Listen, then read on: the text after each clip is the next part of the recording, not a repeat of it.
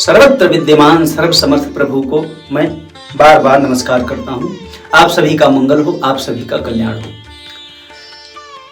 आज इस ज्ञान चर्चा में हम बात करेंगे अज्ञान, अविद्या, अविवेक के बारे में। आपने सुना होगा कि अज्ञान ही सभी दुखों का कारण है। कोई कोई कहते हैं अविवेक ही दुखों का कारण है। कोई कोई कहते हैं कि अविद्या ही सभी दुखों की कारण है, जननी है। जैसे आचार्य शंकर ने कहा कि अविद्या ही दुख का मूल है, अविद्या ही दुःखस्य मूलम।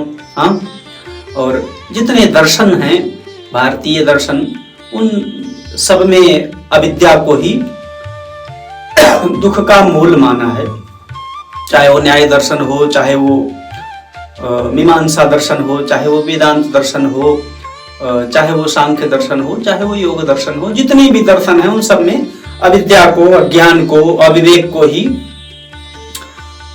दुख का मूल माना है। और मनुष्य की जो मौलिक समस्या है वह दुख ही है। कोई भी मनुष्य दुख को चाहता नहीं है। हर आदमी चाहता है कि हम दुख से छूट जाएं, हम पराधीनता से मुक्त हो जाएं, हमें मुक्ति मिल जाए, स्वतंत्रता मिल जाए, आत्मबोध हो जाए। हाँ, अगर आप भक्त हृदय के हैं, ईश्वरवादी हैं, तो चाहते हैं भगवान मिल जाए, संसार की मोह माया से मुक्ति हो जाए, छूट जाए, इस दुख के बंधन से आवागमन का चक्र समाप्त हो जाए, है ना। तो मनुष्य की दार्शनिक दृष्टिकोण से विचार भेद हो सकता है, दर्शन भेद हो सकता है। कोई अपने आप को भौतिकवादी कहता है, कोई अपने आप को आध्यात्मवादी कहता है, मतलब आत्मवादी। कोई अपने आप को ईश्वरवादी कहता है। लेकिन वाद की दृष्टि से, दर्शन की दृष्टि से भिन्नता होना संभव है, और है भी और होगा भी है। परंतु मान सबकी एक ही है कि जीवन में दुख समाप्त हो जाए। तो क्या हो जाए? दुख से छूट जाएं और आनंद की प्राप्ति हो जाए, मृत्यु से छूट जाएं, अमरत्व की प्राप्ति हो जाए। हाँ, अल्पज्ञता से मुक्त होकर के सर्वज्ञता को प्राप्त कर लें। हाँ, निरस्ता से छूट करके रस का समुद्र मिल जाए। ऐसा जीवन मिल जाए जिसमें दुख, अज्ञानता, जड़ता, पराधीनता, पराश्रय, परिश्रम, असमर्थता, निरस्ता इत्यादि इत्यादि दुर्गुण दोष ना हो, और जो अविनाशी स्वतंत्र रस रूप चिन्मय सरस जीवन जिसमें हो, ऐसा जीवन मिल जाए। तो ज्ञान के संबंध में आप 4 अवस्था बना सकते हो। पहली, आप ये कह सकते हो कि कुछ नहीं जानता, माने एक ये अवस्था जिसमें कुछ नहीं जानता, परंतु इसका किसी को अनुभव नहीं हो सकता है। कभी कुछ भी नहीं जानता है ऐसा तुम्हें अनुभव नहीं हो सकता है। लेकिन आप ये कह सकते हो कि हाँ, अमुक व्यक्ति के विषय में हम कुछ नहीं जानते हैं। यानी देश, काल, परिस्थिति, वस्तु, व्यक्ति, घटना इत्यादि के संबंध में आप ये कह सकते हो कि भाई अमुक घटना के विषय में, अमुक व्यक्ति के विषय में, हाँ, अमुक देश के विषय में, अमुक जगह के विषय में हमें कुछ नहीं पता है ना। माने विषय के दृष्टि से किसी एक अंश के विषय में आप ये कह सकते हो कि हम इसको नहीं जानते हैं, है ना। दूसरी अवस्था होती है कि आप ये कह सकते हो कि हम अधूरा जानते हैं। जानते तो हैं लेकिन पूरा नहीं जानते हैं, अधूरा जानते हैं। तीसरी एक अवस्था है कि आप ये कह सकते हो कि हम पूरा जानते हैं। हाँ, जो तत्वज्ञ हैं, आत्मज्ञानी सत्पुरुष हैं, महापुरुष हैं, वो ये कहते हैं हम पूरा जानते हैं, हम सर्वज्ञ हैं, है ना। जो तत्वज्ञ होते हैं, जो भगवत भक्त होते हैं, अर्थात जिन्हें भगवत प्राप्ति हो गई, भगवत साक्षात्कार हो गया, जो तत्वज्ञ हो गए, आत्मबोध हो गया ना, वो सब सर्वज्ञ होते हैं। वो आपको बताएं भले नहीं, आप उनको जान ना सको, और कोई जान सकता भी नहीं जब तक वो जनाना न चाहे, है ना। तो सर्वज्ञता भी एक उस ज्ञान की अवस्था है। चौथी है कि आप ये कहो कि उल्टा जानते हो, ज्ञान के संबंध में कह सकते ना कि विपरीत ज्ञान, और धर्म ग्रंथों में कहा भी यही है, दर्शनों में विपर्य उसी को कह दिया है। अब इन चार के अलावा पांचवी कोई अवस्था बनती नहीं है, चाहे वो जैन दर्शन हो, चाहे वो बौद्ध दर्शन हो, चाहे वैदिक दर्शन जितने भी ये हैं, अथवा अर्वाचीन जितने भी मतलब दार्शनिक और विचारशील आत्मज्ञ तत्व के सत्पुरुष हुए हैं, उन सब की बातों को अगर आप देखोगे, सुनोगे, पढ़ोगे, विचार करोगे तो आपको पता चलेगा कि सभी दर्शनों में, सभी मान्यताओं में, सब जगह यही चार अवस्थाएं निर्धारित की गई हैं। कुछ नहीं जानते हैं, अधूरा जानते हैं, उल्टा जानते हैं और सर्वज्ञ हैं। इन्हीं चार की व्याख्या की गई है। आओ इसको हम क्रम से एक एक करके समझते हैं। सबसे पहली बात तो ये यहां से शुरू करते हैं कि यदि अविद्या को तुम ऐसी कोई शक्ति मानो कि अविद्या नाम की ऐसी कोई शक्ति है जो हमें विवश कर रही है गलत करने के लिए, तो यह तुम्हारी भूल होगी। यह युक्ति युक्त निर्णय नहीं है, क्योंकि ऐसी कोई भी शक्ति नहीं है जो तुम्हें गलत करने के लिए विवश करती हो।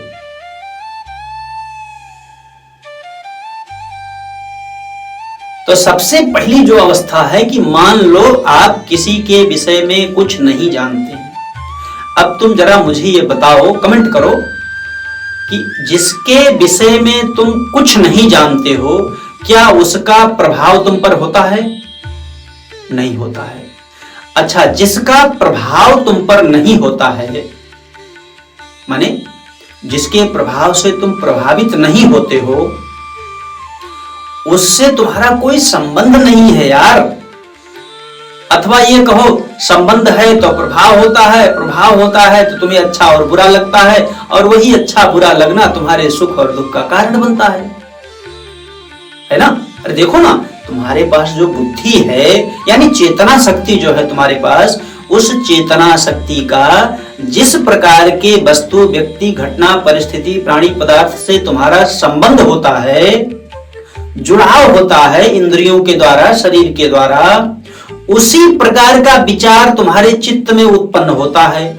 और जैसा चिंतन तुम्हारे चित्त में होता है, उसी चिंतन के अनुसार तुम में इच्छा जगती है, और जैसी इच्छा जगती है वैसा तुम कर्म करते हो। जैसा तुम कर्म करते हो उसी के अनुसार सफलता और असफलता तुम्हें मिलती है, और अनुकूलता प्रतिकूलता तुम्हें प्रतीत होती है, अच्छा बुरा तुम्हें लगता है, और जैसा अच्छा बुरा तुम्हें लगता है उसी के अनुसार तुम सुखी और दुखी होते हो।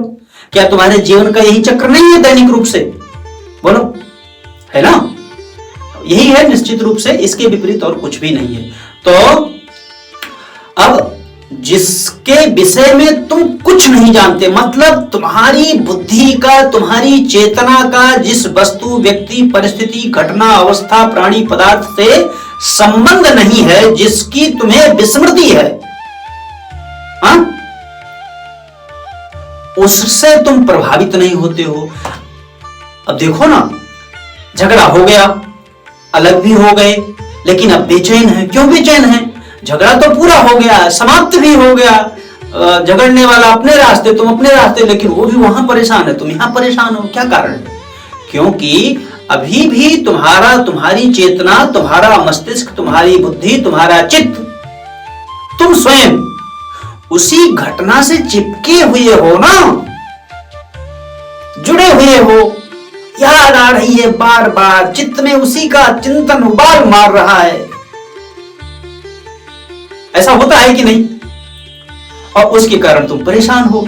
और अगर वही चिंतन छूट जाए, माने भूल जाओ, तुम अलग हो जाओ, संबंध टूट जाए, उस वस्तु, व्यक्ति, परिस्थिति या घटना की याद ना आए तुम्हें, तो बस हो गए मुक्त उसके प्रभाव से। एक रहस्य की बात बोलूं, अगर तुम सब प्रकार के प्रभावों से मुक्त हो जाओ ना, तब तुम्हारे भीतर का जो आनंद है ना, जिसको निजानंद कहते हैं महात्मा लोग, हाँ, वो निजानंद तुम्हें प्राप्त हो जाएगा। उस निजानंद में कुछ करना नहीं पड़ता है, बिना किए आनंद, मजा ही मजा है बिल्कुल एकदम से।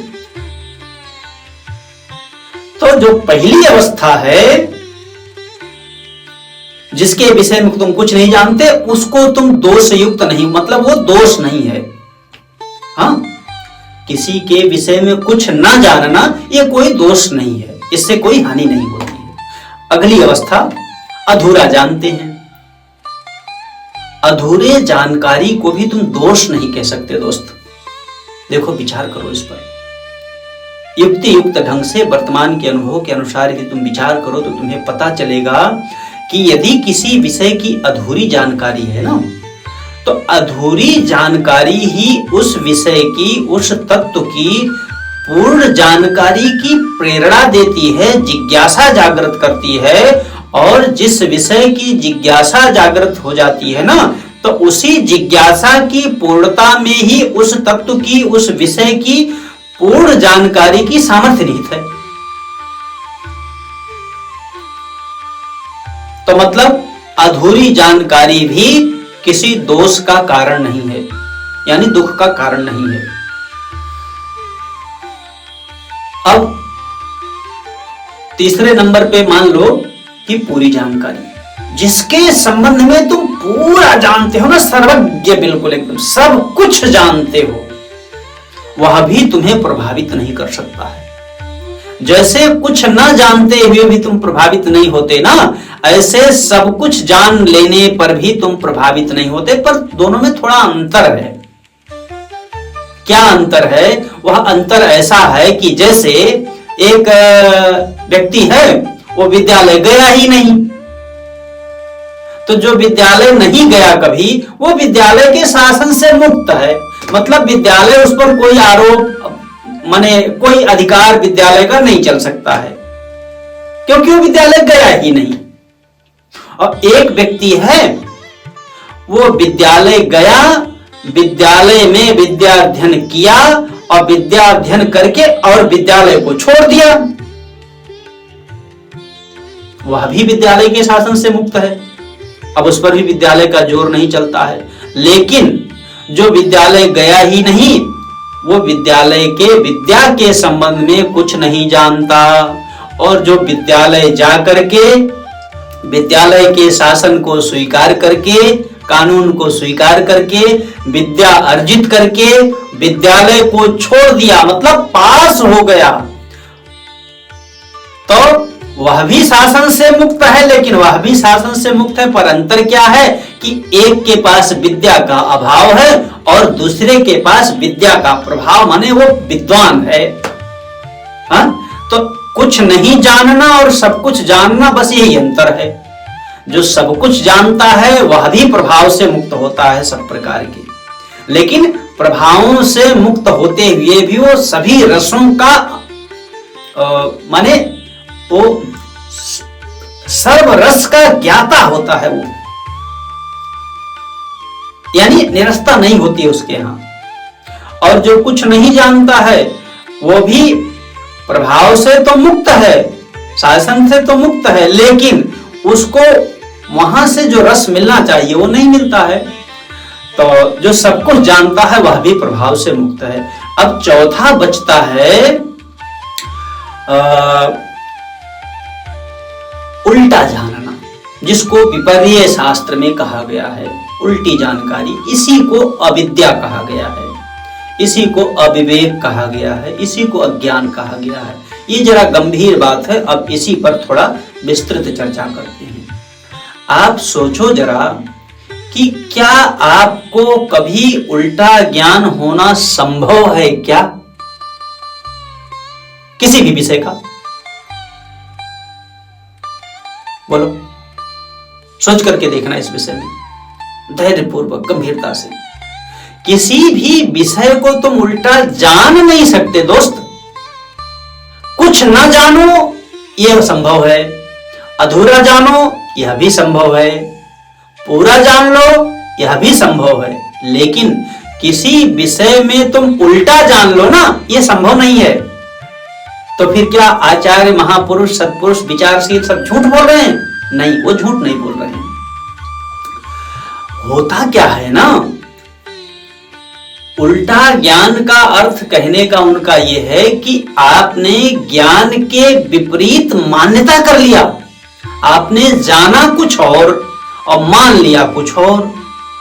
इसी को आचार्यों ने, संतों ने, विचारशील पुरुषों ने, तत्वज्ञ महापुरुषों ने उल्टा ज्ञान कह दिया। अब ये उल्टा ज्ञान नहीं है, उल्टी माने ये ज्ञान विरोधी मान्यता है, ज्ञान विरोधी विश्वास है, ज्ञान विरोधी आस्था और स्वीकृति है। आपके जीवन का एक विज्ञान है कि आप अपने को जो और जैसा स्वीकार करते हो ना, तुम्हारी बुद्धि में उसी प्रकार के तुम्हारे पिछले संस्कार उत्पन्न होते हैं। संस्कार मतलब आदत, यानी जो जो जैसा जैसा किया था उसका आपके चित्त में चिंतन होता है। अभी चित्त क्या है? आंख बंद करो और तुम्हारे सामने जो मस्तक के पास अंधेरा अंधेरा दिखता है ना, वही चित्त पटल है।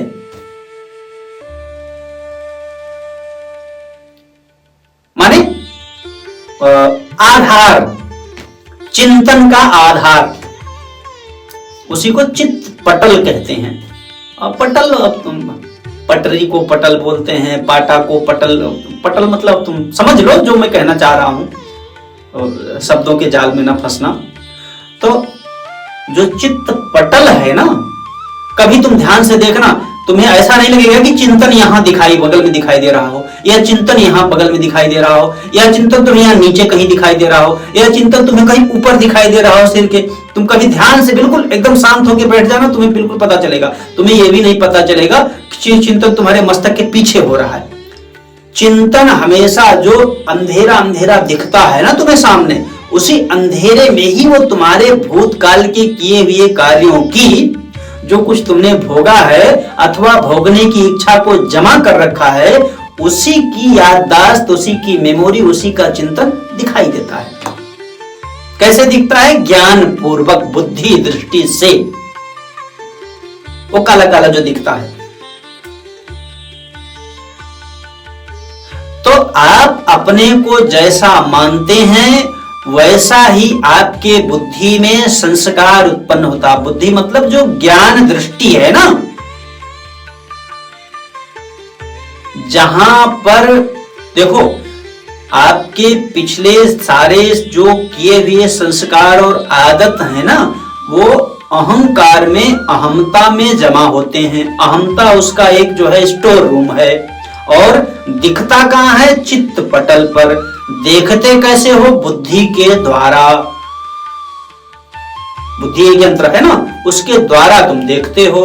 तो जैसा तुम अपने को मानोगे, अब मान लो तुमने, हर आदमी को यह अनुभव हो रहा है कि शरीर बदल रहा है, और हर आदमी को यह अनुभव होता, अनुभव का मतलब भास हो रहा है, पूर्ण अनुभव तो हो नहीं रहा है, क्योंकि पूर्ण अनुभव अगर हो जाए तो सारी समस्या ही समाप्त हो जाए। मतलब पता चल रहा है, आधी जानकारी हो रही, अधूरी जानकारी, कि शरीर बदल रहा है। लेकिन मानते क्या हो? कि स्थिर बना रहे। अब देखो, भ्रम पैदा कर लिया ना स्वयं ही, शरीर को मैं मान लिया। किसी भी दृष्टि से तुम अपने शरीर को मैं नहीं कह सकते हो। शरीर को काट करके देखो, इसमें रक्त मिलेगा, पेट की आंत में मल मिलेगा, मूत्र की थैली मूत्र मिल जाएगा, हाँ, जितने भी अंग हैं सब वही सब तो मिलेगा ना। नस नाड़ियों में रक्त मिल जाएगा, खून मिल जाएगा, ब्लड जिसको अंग्रेजी में कहते हैं। सब हड्डी भरी हुई है, मांस से उसको लीपापोती किया गया है भीतर में, और ऊपर से बढ़िया ये चमड़ी का जो है चढ़ा दिया गया है परत एक। और तो कुछ इसमें है नहीं। वीर्य है शरीर में, स्त्री के शरीर में रज है, पुरुष के वीर्य है। यही 7 धातुएं तुम्हें इसमें मिलेंगी। पर तुम अपने आप से पूछो जरा कि क्या तुम यही शरीर हो? अगर तुम थोड़े से भी विचारशील और सजग मानव हो तो तुम्हें भीतर से आवाज आएगी, नहीं, किसी भी युक्ति से अपने को शरीर कहना उचित नहीं है। हाँ, शरीर का उपयोग आप करते हैं, ये पूर्ण सत्य है। शरीर को उपयोग करते हैं, शरीर को उपयोग करने की रुचि भी है, और शरीर के सहारे से अपने आप को होनेपन का अनुभव भी आप करते हैं, है ना। और जिस समय आपको शरीर का होश नहीं रहता है तब आपको अपने होनेपन का भी अनुभव नहीं होता है, महसूस नहीं कर पाते हो। जैसे जब नींद आती है तब तुम्हें नहीं पता चलता शरीर का कि शरीर कहाँ है, कैसा है, किस अवस्था में है। हाँ? संज्ञा शून्यता रहती है उस समय, और जिस समय शरीर की संज्ञा शून्यता रहती है तो उस समय तुम्हें अपने आप की भी शून्यता रहती है। नींद में हम हैं ये बात भी नहीं होश में रहता है। लेकिन उसी अनुभूति को यदि तुम ऐसा समझ लो कि शरीर नहीं है और हम हैं, तो बस ज्ञान हो गया, तत्व के बन गए। फिर तो अपने निजानंद को पा लिया तुमने। तो ज्ञान के विपरीत जो आस्था है ना, जो स्वीकृति है, अहंकार उसी को कहते हैं। और उसी अहंकार में उसी अहमता, जैसे मैं सन्यासी, तो अगर मैं अपने आप को सन्यासी मानूंगा तो सन्यास से संबंधित जितने संस्कार हमारे चित्त मतलब अहंकार में उसमें जमा हैं वो अपने आप चित्त में दिखाई देंगे, बुद्धि दृष्टि से पता चलेगा हमको बुद्धि के द्वारा सन्यास क्या होता है, कैसा होता है। और जैसा फिर चिंतन होगा उसी के अनुसार फिर रुचि जागृत होती है।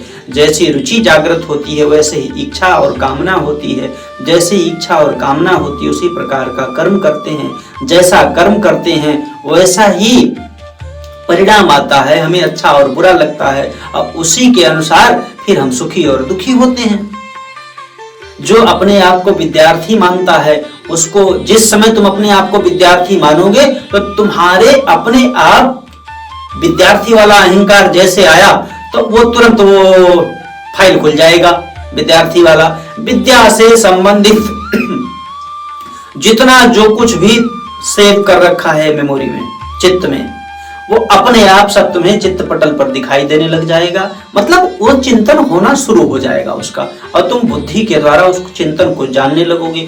और जिस प्रकार का चिंतन आता है उसी प्रकार की फिर रुचि उत्पन्न होती है। वो जैसे रुचि उत्पन्न होगी वैसे ही फिर तुम पढ़ाई में लग जाते हो, और उसी के अनुसार फिर सफल और असफल होते हो, अच्छा बुरा लगता है, सुखी और दुखी होते हो, अनुकूलता प्रतिकूलता भाषित होती है। तो आपने ज्ञान के विपरीत मानना जो है ना, आस्था, यही अविद्या है। अब ये कैसे उत्पन्न हुई? तुम्हारी अपनी भूल से। अरे भाई, ज्ञान के विपरीत मान्यता तुम स्वयं करते हो कि कोई करवाता है तुमको? अगर कहो कि तुम्हें कोई ज्ञान के विपरीत मान्यता करने के लिए विवश कर दिया किसी ने, ऐसा अगर मानो तो फिर कर्म की स्वतंत्रता समाप्त, मानने की स्वतंत्रता समाप्त। लेकिन वर्तमान की अनुभूति इसके विपरीत है। कभी तुम्हें ऐसा नहीं लगता है कि तुम्हें मानने के लिए कोई विवश कर रहा हो। तुम स्वयं स्वतंत्रता पूर्वक ही मानते हो, विश्वास करते हो, स्वीकार करते हो। हाँ? तो बस जो जानते हो उसके विपरीत कुछ भी मत मानो। यानी ज्ञान विरोधी मान्यता, ज्ञान विरोधी विश्वास, ज्ञान विरोधी स्वीकृति का यदि आप त्याग कर दो ना, तो सारी अविद्या, सारा अज्ञान और सारा जो कुछ भी दुख का कारण है सब समाप्त। क्योंकि जैसे ही तुमने ज्ञान विरोधी मान्यता का त्याग किया तो ज्ञान के अनुरूप तुम्हारा जीवन हो जाएगा। अर्थात जैसा जानोगे उसी के अनुसार जब तुम्हारा ज्ञान और तुम्हारी मान्यता और तुम्हारा ज्ञान जब एक हो जाएगा ना, तो उसी में से ज्ञान के अनुरूप ही रुचि उत्पन्न होगी, और ज्ञान के अनुरूप रुचि उस प्रकार की इच्छा और कामना उत्पन्न करेगी, और वह कर्तव्य में हेतु बन जाएगा। मतलब वह तुम्हें कर्तव्य परायण बना देगा, कर्तव्य निष्ठ बना देगा। अर्थात जो करना चाहिए उसको तुम कर लोगे, और देखो जो करना चाहिए उसको जब तुम कर लोगे ना, तो जो तुम्हें पाना चाहिए या जो तुम्हें मिलना चाहिए वो तुम्हें मिल भी जाएगा यार। हाँ? और जो मिलना चाहिए, जो पाना चाहिए वो क्यों नहीं मिलता? क्योंकि तुम्हें जो करना चाहिए वो तुम करते नहीं हो। इसीलिए जो मिलना चाहिए सो मिलता नहीं है, तो जो मिलना चाहिए वो मिलता नहीं, तब तुम बेचैन रहते हो, वर्तमान में इधर उधर मारे मारे फिरते हो। सब कुछ है लेकिन फिर भी दुखी रहते हो। एक कमी, एक अधूरापन, एक खालीपन बना रहता है। क्या करें कि वह अधूरापन मिट जाए, इसी फिराक में लगे रहते हो दिन रात। तो निष्कर्ष ये निकल के आया। अच्छा, और एक बात है, अगर आप जो भी सुन रहे हैं आप इस ज्ञान चर्चा को, अगर आपको लगता हो कि आप इससे ज्यादा कुछ जानते हो, इसके विपरीत कुछ जानना संभव है, इसके विपरीत और कोई सिद्धांत संभव है, तो तुम मुझे बताओ कमेंट करके। और अगर तुम्हें लगे भैया कि जो कुछ ये ज्ञान चर्चा आप सबकी सेवा में निवेदन किया गया ये सत्य है, मानव के विकास के लिए, लक्ष्य प्राप्ति के लिए हितकारी है, उपादेय है, मंगलकारी है, तो अगर तुम चाहो तो अपने मित्रों को भी साझा कर सकते हो, शेयर कर सकते हो, उन्हें भी भेज सकते हो सुनने के लिए, जानने के लिए। संभव है उनके भी जीवन में प्रकाश मिल जाए, उन्हें भी एक दिशा मिल जाए, उनको भी। ना भेजो तो तुम्हारी मौत, स्वतंत्र हो। भगवान ने सबको स्वतंत्रता के लिए जीवन दिया है, मेरा कोई आग्रह दुराग्रह नहीं है। पर भेजोगे तो तुम्हें भी लाभ मिलेगा, सामने वाले को भी लाभ मिलेगा। तो भगवान तुम्हें ऐसी सामर्थ्य दे दें कि तुम ज्ञान विरोधी आचरण का त्याग कर दो, ज्ञान विरोधी विश्वास का त्याग कर दो, ज्ञान विरोधी सिद्धांत का त्याग कर दो, ज्ञान विरोधी मान्यता का त्याग कर दो। यही मेरी सद्भावना है। आप सभी का जीवन दुख और अशांति और जड़ता पराधीनता से मुक्त होकर के आप अविनाशी स्वाधीन रस रूप और अपने चिन्मय जीवन को प्राप्त कर लो। आपका यह मानव जीवन सरस सफल हो जाए। इन्हीं सद्भावनाओं के सहित मैं सर्वत्र विद्यमान अपने प्रभु को बार बार प्रणिपात करता हूँ, नमस्कार करता हूँ। आप सभी का मंगल हो, आप सभी का कल्याण हो। हरि ओम तत्सत, हरि ओम तत्सत, हरि ओम।